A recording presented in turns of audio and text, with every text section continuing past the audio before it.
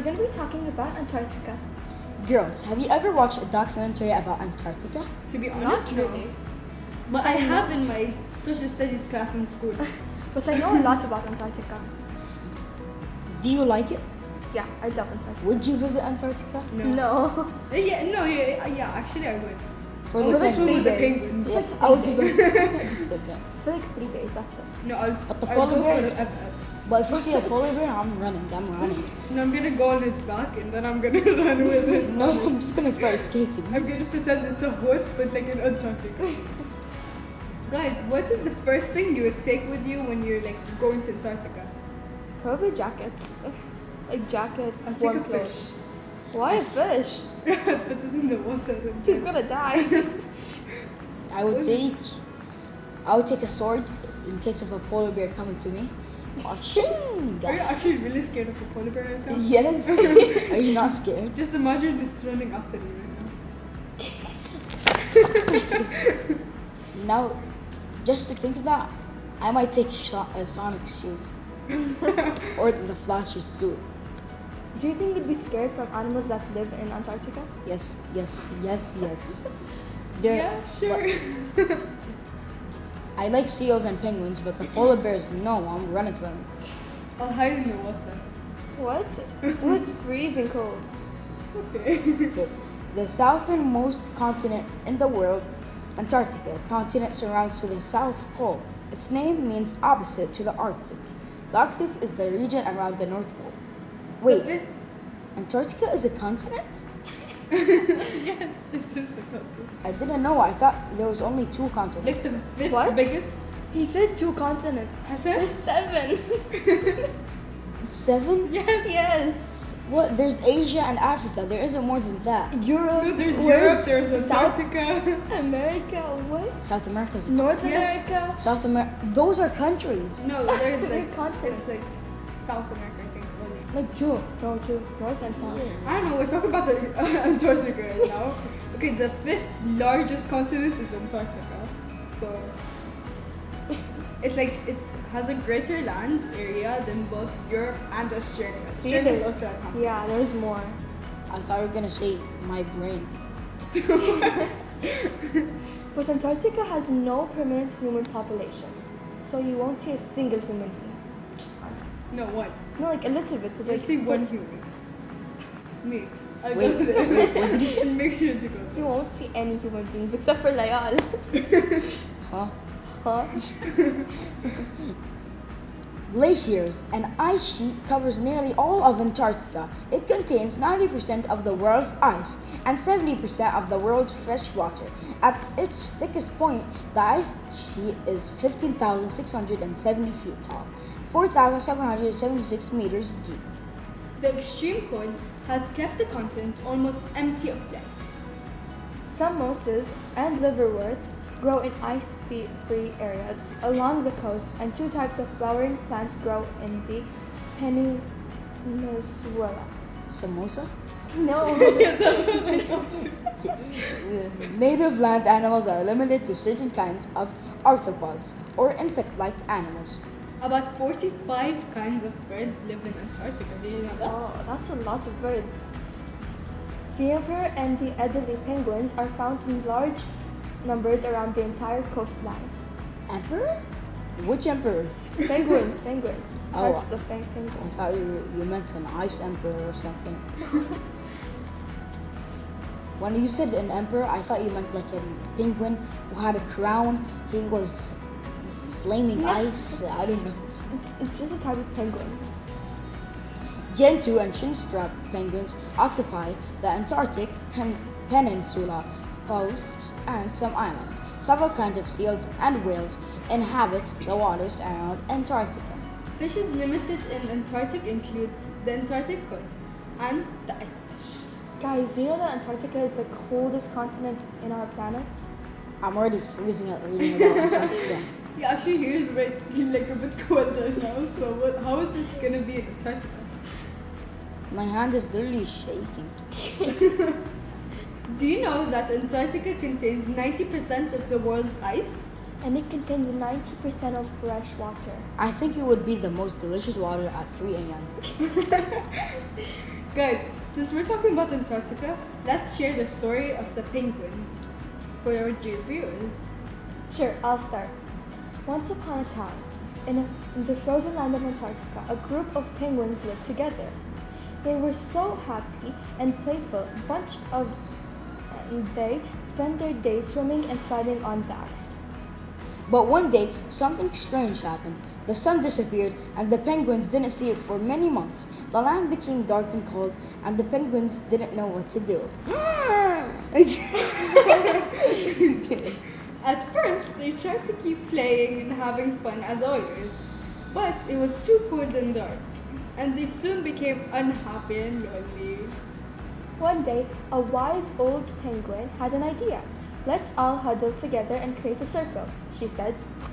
That way the penguins on the inside will reach out around the hold, and the penguins on the outside can take turns protecting the crew.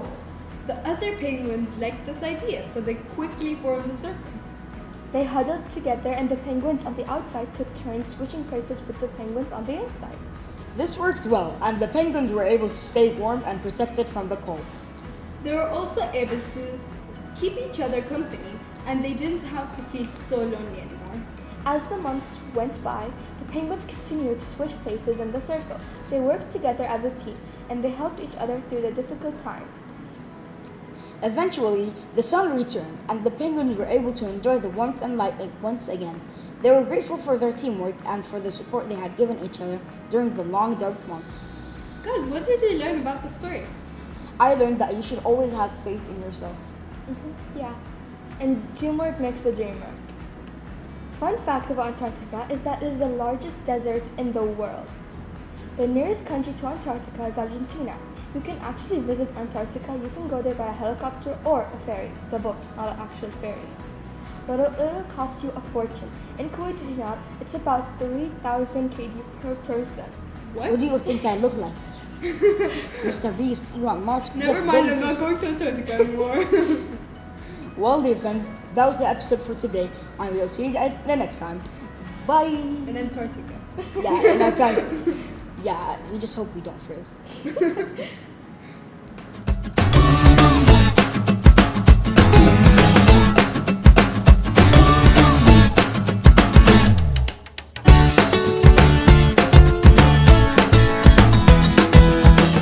Hello dear friends and welcome back to our program Future Generation. Today we will be speaking about stars. A star is a luminous spheroid of plasma held together by self-gravity. Did you know that the nearest star to Earth is the Sun? And did you know that stars don't really twinkle? Like the song says, twinkle twinkle little star. And guys, just a minute, cause I'm gonna say something. Twinkle twinkle little star, how I know. Okay, never mind, I forgot it. We're not in first grade anymore. You are. No, we're not. You We're I not in continue? first grade. Yeah. Did you know that the sun is actually white and it's not yellow? Weird? Yes, and also nearly all the stars Really? appear white. Wait, actually, really? Yes. No, Yes. I don't believe it. Okay. I do not believe you. The only I way do the sun believe could you be yellow. because actually sometimes I see videos that I can't see the sun. It's not actually yellow. So you trust the internet? No, it's actually not yellow. I swear. It's red. orange. No, it's white. What? How would you like to continue? Yeah. Yes, and also nearly all the stars appear white to our eyes, but they come in a rainbow of hidden colors. The biggest star that we have is called Iwai-Sakuti, with a radius around 1,700 times larger than the radius of the sun. But that is actually false, because the actual largest star in the universe is Stephen.